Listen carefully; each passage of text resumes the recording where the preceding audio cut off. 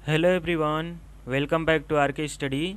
आज की इस वीडियो में हम लोग एटमॉस्फेयर से रिलेटेड इंपॉर्टेंट टर्म्स को देखेंगे, वायुमंडल या फिर वातावरण से रिलेटेड महत्वपूर्ण तथ्य को देखेंगे, महत्वपूर्ण क्वेश्चन को देखेंगे।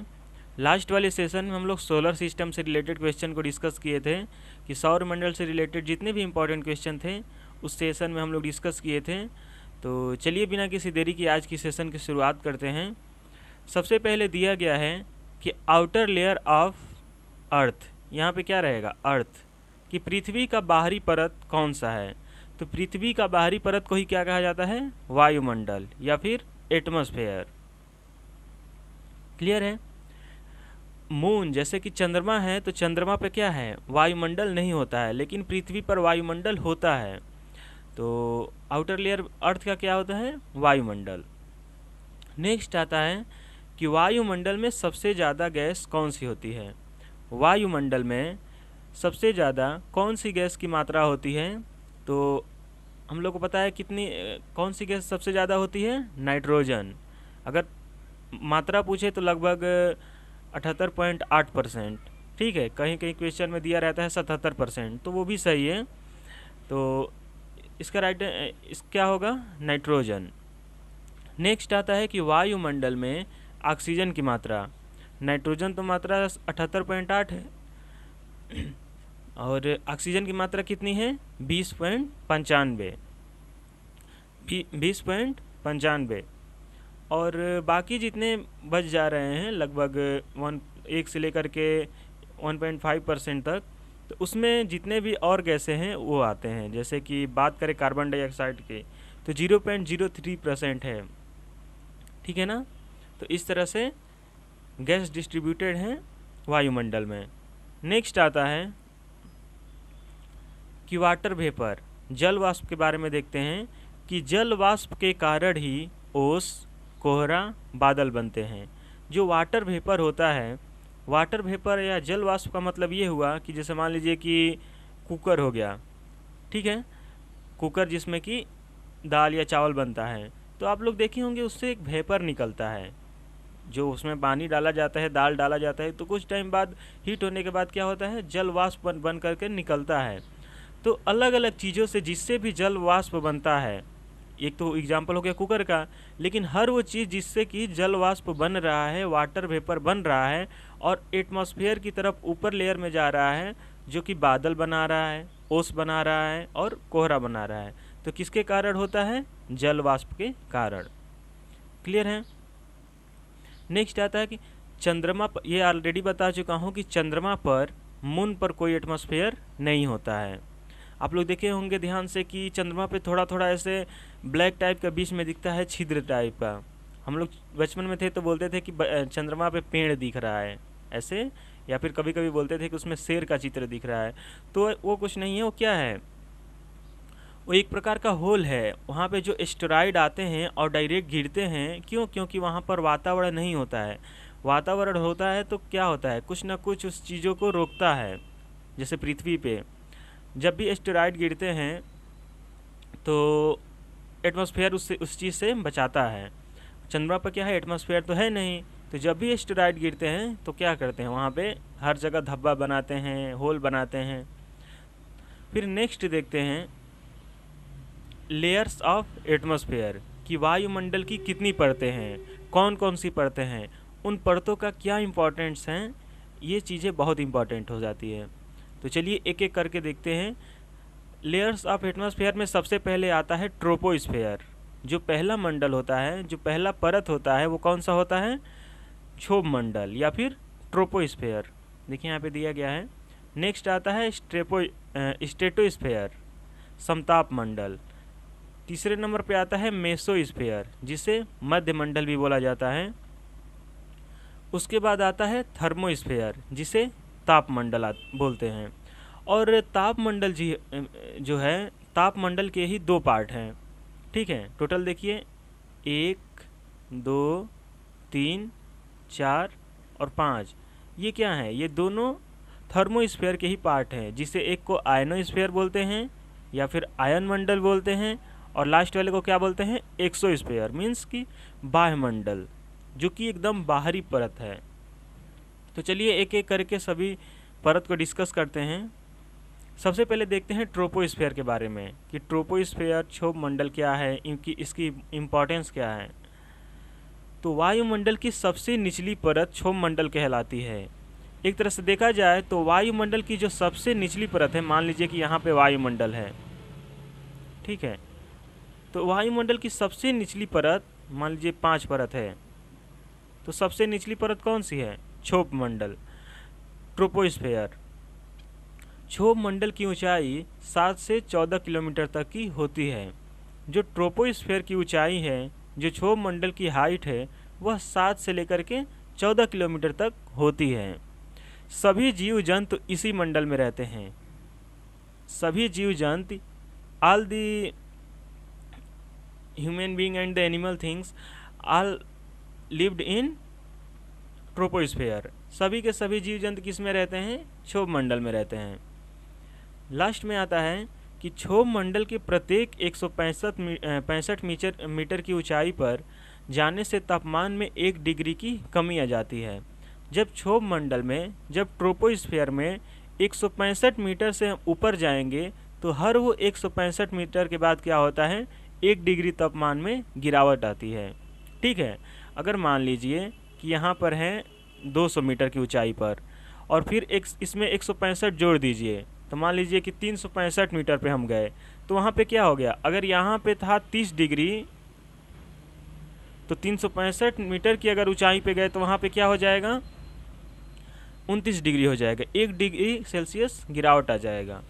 इतना क्लियर है? आगे देखते हैं। हेलीकॉप्टर जो होते हैं वो क्षोभ मंडल में उड़ाया जाता है। यहाँ पे एक चीज़ गौर करने वाली है कि हेलीकॉप्टर बोला हूँ, एरोप्लेन नहीं बोला हूँ। एरोप्लेन दूसरे मंडल में उड़ाया जाता है क्योंकि उसको और हाइट की ज़रूरत होती है और ऊंचाई पे उसको उड़ाना होता है, लेकिन हेलीकॉप्टर उससे नीचे की तरफ, मतलब नीचे की ऊंचाई पे उड़ाया जाता है। तो लगभग क्षोभ मंडल में उड़ाया जाता है हेलीकॉप्टर को। तो ये चीज़ें कभी कभी पूछ लेता है एग्जाम में। क्षोभ मंडल में ही वर्षा, कोहरा, बादल और हिम वर्षा जैसी मौसमी घटनाएं होती हैं। क्षोभ मंडल जो सबसे पहला मंडल है, ट्रोपोस्फेयर है, उसी में क्या होता है? कोहरा, बादल, वर्षा जैसी मौसम संबंधी घटनाएं होती हैं।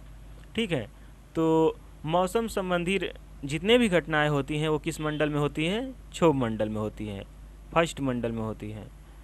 फिर नेक्स्ट देखते हैं स्ट्रेटोस्फेयर के बारे में, समताप मंडल के बारे में।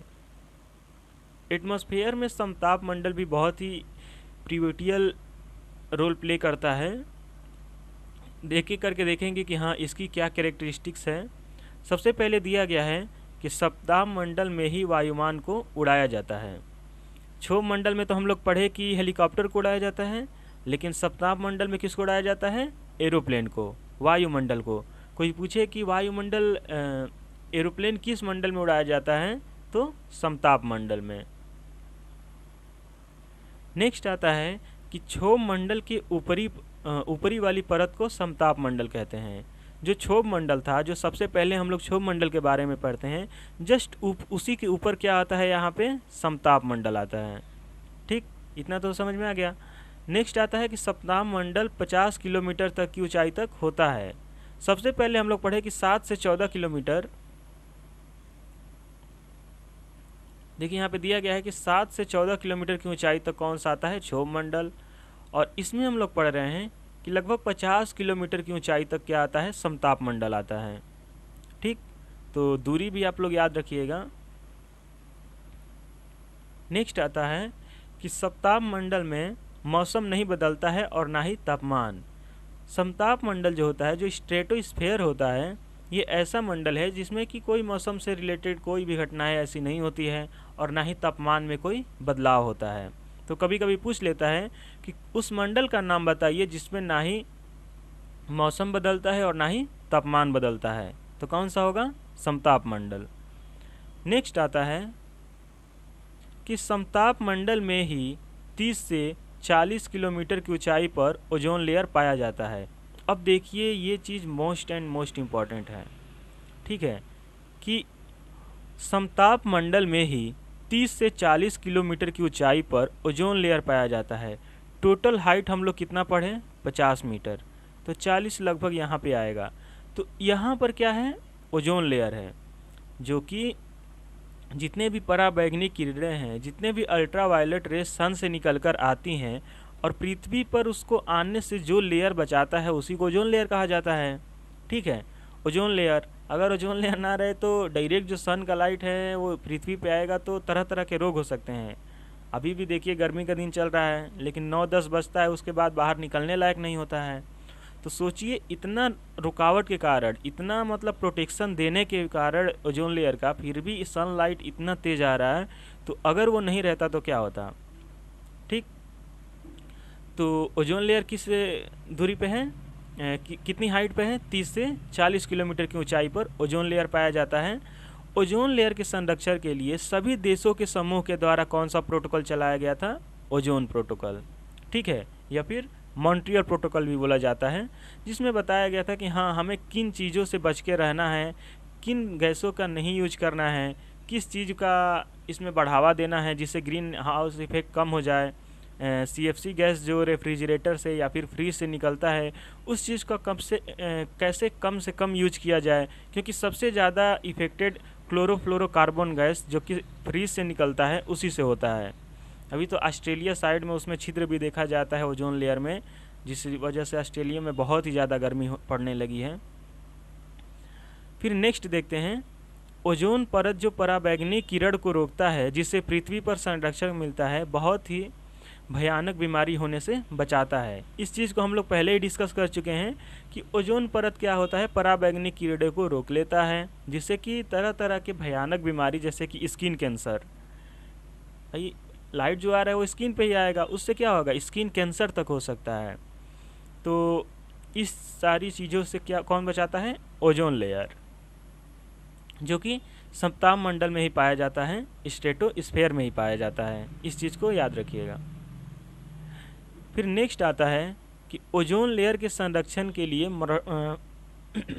मॉन्ट्रियल प्रोटोकॉल चलाया गया था। इस चीज़ को भी हम लोग देख लिए। अगर पराबैंगनी किरणें सीधे धरती पर गिरे तो स्किन कैंसर हो सकता है। ये भी आसानी से बताया हूँ मैं कि हाँ, जब भी सनलाइट जो है डायरेक्ट स्किन पे पड़े या फिर डायरेक्ट अर्थ पे आए तो उससे क्या हो सकता है, स्किन कैंसर हो सकता है। CFC गैस ओजोन लेयर के लिए अच्छी नहीं होती है। इस चीज़ को भी हम लोग डिस्कस किए। कभी कभी CFC का पूरा नाम पूछ लेता है तो क्लोरोफ्लोरोकार्बन होता है, क्लोरोफ्लोरोकार्बन। क्लियर है। नेक्स्ट देखते हैं, तो समताप मंडल के बाद कौन सा मंडल आता है, मेसोस्फीयर। 3rd नंबर पे मेसोस्फीयर। तो मेसोस्फीयर से रिलेटेड हम लोग इम्पॉर्टेंट टर्म्स को देखते हैं। मध्य मंडल की ऊंचाई लगभग 80 किलोमीटर तक होती है। मध्य मंडल की ऊंचाई लगभग 80 किलोमीटर तक की होती है। सबसे पहले देखते हैं क्षोभ मंडल, जो कि 7 से 14 किलोमीटर की ऊंचाई तक होती है। दूसरे नंबर पे आता है समताप मंडल, जो कि 50 किलोमीटर की ऊंचाई पर होता है। तीसरे नंबर पे आता है मेसोस्फीयर, जो कि 80 किलोमीटर की ऊंचाई पर होता है। फिर इस मंडल को सबसे ठंडा माना जाता है। मध्य मंडल को सबसे ठंडा मंडल माना जाता है। मेसोस्फीयर के ऊपर आयन मंडल होता है। भाई सिंपल सी बात है कि जो क्षोभ मंडल के ऊपर आ रहा था समताप मंडल, ठीक है। समताप मंडल के ऊपर कौन सा आया है, मध्य मंडल। तो मध्य मंडल के ऊपर कौन सा आएगा, आयन मंडल। तो ऐसे ऐसे स्टेप्स बाई स्टेप ये मंडल आता है, उसको तो ऐसे डिस्कस कर ही रहे हैं हम लोग, आगे भी देखेंगे। मेसोस्फीयर के ऊपर कौन सा मंडल आता है, आयन मंडल आता है, जिसे आयनोस्फीयर बोलते हैं इंग्लिश में। फिर नेक्स्ट आता है आयनोस्फीयर, जिसे आयन मंडल बोलते हैं। आयन मंडल एक किसका टाइप है, थर्मोस्फीयर का, ताप मंडल का। और एक और आता है ताप मंडल में, उसको 5वें नंबर पे आएगा, उसको भी हम लोग डिस्कस करेंगे। पहले आयनोस्फीयर देखते हैं। आयन मंडल संचार सुविधाओं के लिए बहुत अच्छा माना जाता है। अब जितने भी हम लोग कम्युनिकेशन करते हैं मोबाइल के थ्रू, मान लीजिए कि लैपटॉप के थ्रू, फिर कोई टिकट बुकिंग करना हो या फिर किसी को मैसेज भेजना हो, ठीक है, किसी को ईमेल करना हो, ये सारी चीज़ें जितने भी संचार के संसाधन हैं, ठीक है, जितने भी संचार के संसाधन हैं वो किस मंडल में पाया जाता है, आयनोस्फीयर में। मीन्स कि कहने का मतलब है कि वहाँ पे ही सैटेलाइट स्टेबल होती हैं, वहीं पे ही सैटेलाइट को इंस्टॉल किया जाता है। फिर आता है कि सभी प्रकार के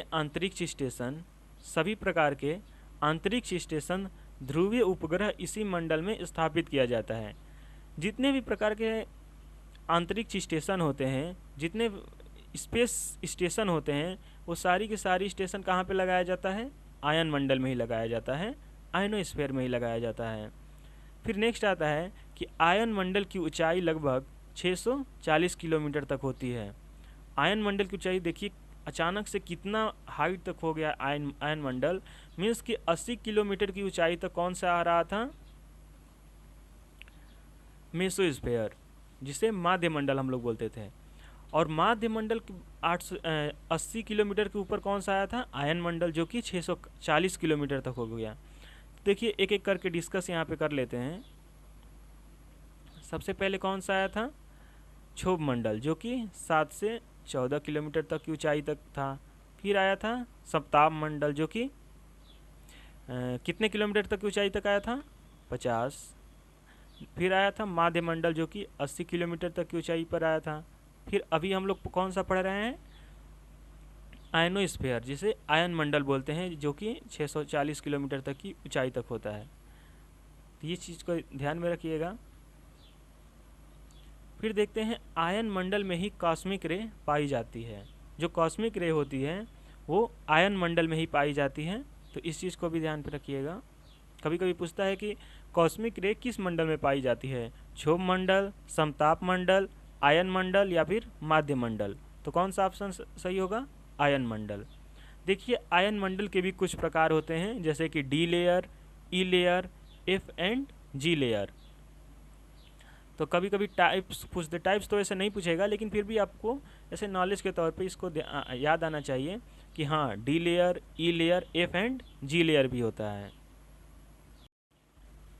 नेक्स्ट आता है, एक नोट में करके है कि कार्बन रेखा आयन मंडल में ही 100 किलोमीटर की ऊंचाई को कार्बन रेखा कहा जाता है।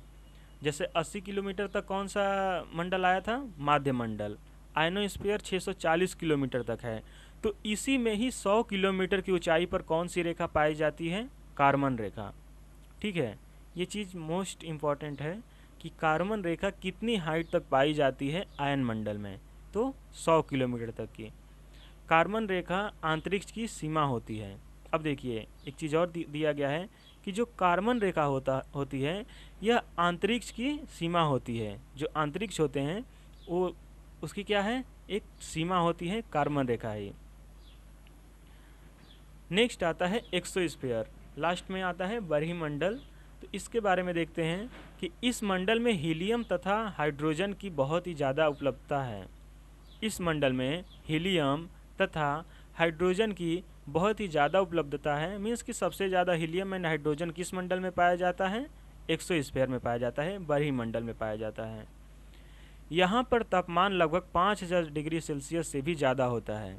यहाँ पर तापमान लगभग 5000 डिग्री से भी ज़्यादा होता है। तो आप लोग बताइए, क्या यहाँ पे मानव जीवन संभव है? वहाँ पे इंसान जाकर रह सकते हैं? कभी नहीं रह सकते, 2 मिनट भी नहीं रह सकते हैं भाई। 5000 डिग्री सेल्सियस का मतलब समझ रहे हैं? एक हीटर भी लगभग 1500-2000 डिग्री सेल्सियस पे जलता है, तो उस पर खाना बनता है। सोचिए हीटर से भी दुगना भी नहीं, छोड़िए 3 गुना, तो वहाँ पे संभव नहीं है। फिर नेक्स्ट आता है बरहीमंडल सबसे बड़ा होता है, अर्थात इसे आयतन मंडल कहते हैं। ठीक है, बरहीमंडल सबसे बड़ा होता है। जितने भी 4 प्रकार के मंडल हम लोग पहले पढ़े हैं उसमें सबसे बड़ा कौन सा मंडल होता है? एक्सोस्फीयर होता है, बरहीमंडल। और इसे आयतन मंडल भी कहा जाता है। आयन मंडल नहीं, आयतन मंडल, यहाँ पे ध्यान रखिएगा, आयतन जिसे वॉल्यूम बोलते हैं। इस मंडल में संचार उपग्रह छोड़े जाते हैं। इस मंडल में भी संचार उपग्रह, जितने भी सैटेलाइट होते हैं, जो कम्युनिकेशन सैटेलाइट हैं, उसको छोड़े जाते हैं एक्सोस्फीयर में भी। एक्सोस्फीयर 640 किलोमीटर के बाद है। नेक्स्ट आता है कि एक्सोस्फीयर 640 किलोमीटर के बाद आता है। ठीक है, आयन मंडल जो कि आयनोस्फीयर आ रहा था वो कितने हाइट तक आ रहा था? 640 किलोमीटर तक। और इसके बाद कौन सा आता है? एक्सोस्फीयर, जिसे वही बरहीमंडल बोलते हैं या फिर वायुमंडल बोलते हैं, जो कि 640 किलोमीटर के बाद आता है। और यह मंडल सबसे गर्म माना जाता है। ठीक है, जैसे माध्य मंडल हम लोग पढ़े थे कि सबसे ठंडा माना जाता है, ठीक उसी प्रकार एक्सोस्फीयर जो होता है, बरहीमंडल जो होता है, वो सबसे गर्म माना जाता है। तो यहाँ से दो क्वेश्चन मिले कि सबसे ठंडा लेयर, जो सबसे ठंडा मंडल कौन सा है, माध्य मंडल। सबसे गर्म मंडल कौन सा है, एक्सोस्फीयर, बरहीमंडल। अब देखिए, पांचों प्रकार के हम लोग लेयर्स के बारे में पढ़ लिए। एटमॉस्फेयर के, वायुमंडल के जितने भी लेयर्स होते हैं उसके बारे में हम लोग डिस्कस कर लिए। अब उन्हीं से रिलेटेड कुछ क्वेश्चन को डिस्कस कर लेते हैं, जो कि एग्जाम पॉइंट ऑफ व्यू से बहुत ही इंपॉर्टेंट है। क्लियर है कि वायुमंडल में सबसे अधिक कौन सी गैस पाई जाती है, तो ऑलरेडी पता है कि नाइट्रोजन। वायुमंडल की किस सतह में तापमान में बहुत ही अधिक उतार चढ़ाव नहीं होता है, तो ऑलरेडी मैं बताया कि समताप मंडल में ना मौसम बदलता है और ना ही तापमान बदलता है। तो कौन सा होगा, समताप मंडल, या फिर इंग्लिश में स्ट्रेटोस्फीयर भी बोला जाता है। किस मंडल को संवहन मंडल भी कहा जाता है, किस मंडल को संवहन मंडल भी कहा जाता है, तो क्षोभ मंडल को, ट्रोपोस्फीयर को। नेक्स्ट आता है कि मंडल की निचली परत को क्या कहा जाता है। जितने भी लेयर्स हैं उसमें निचली परत को क्या कहा जाता है, या फिर एटमॉस्फेयर के सबसे निचली परत को क्या कहा जाता है, क्षोभ मंडल। ऑलरेडी सबसे पहले हम लोग क्षोभ मंडल ही पढ़े थे। क्षोभ मंडल परत की धरातल से औसत ऊंचाई कितनी होती है। क्षोभ मंडल परत की धरातल से या फिर धरती से औसत जो एवरेज हाइट है वो कितनी होती है, लगभग 14 किलोमीटर। ये 7 से 14 किलोमीटर तक ही पाया जाता है, ऑलरेडी हम लोग पढ़े हैं। वातावरण में दूसरी सर्वाधिक गैस कौन सी है, वातावरण में दूसरी सर्वाधिक गैस कौन सी है, तो सबसे ज़्यादा गैस तो नाइट्रोजन था जो कि फर्स्ट नंबर पे है, और सर्वाधिक दूसरी गैस कौन सी हो जाती है यहाँ पे, ऑक्सीजन, जो कि पढ़े थे हम लोग, लगभग 20% था ना उसमें, 20.95 शायद था, 78.8 था नाइट्रोजन का। एरोप्लेन किस मंडल में उड़ाया जाता है, एरोप्लेन जो होता है वायुयान जो होता है वो किस मंडल में उड़ाया जाता है, समताप मंडल में, स्ट्रेटोस्फीयर में। और हेलीकॉप्टर किस मंडल में उड़ाया जाता है, क्षोभ मंडल में, ट्रोपोस्फीयर में। फिर नेक्स्ट आता है कि हेलीकॉप्टर किस मंडल में उड़ाया जाता है, तो ऑलरेडी बताया मैं, क्षोभ मंडल में।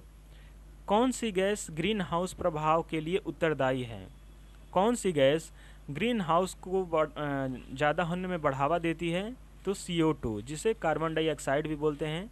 तो कोई पूछे कि ग्रीन हाउस इफेक्ट जो हमारे वायुमंडल में बढ़ रहा है, जो हमारे पर्यावरण में बढ़ रहा है, उसका मेन कारण क्या है, तो कार्बन डाइऑक्साइड। कार्बन डाइऑक्साइड जितना भी लिमिटेड रहेगा, जितना भी उसको कम रहेगा, तो ग्रीन हाउस इफेक्ट उतना ही कम होगा। पृथ्वी के वायुमंडल का सबसे अधिक घनत्व कहाँ होता है, पृथ्वी के वायुमंडल का सबसे अधिक घनत्व किस मंडल में होता है, तो क्षोभ मंडल में होता है।